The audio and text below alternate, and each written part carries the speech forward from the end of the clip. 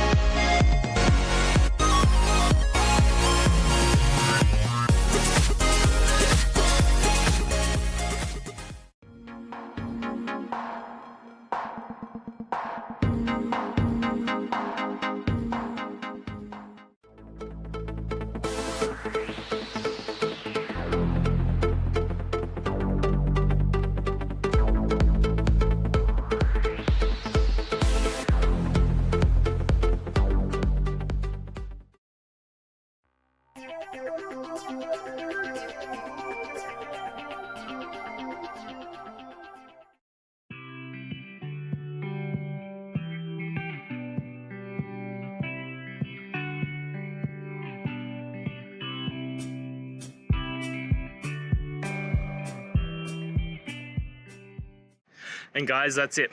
I hope this video has helped you and get you through to that resolution you needed. If it did, please, I'd appreciate it if you hit subscribe. Now, until the next time that you need technical help, I hope you have a good one. Cheers.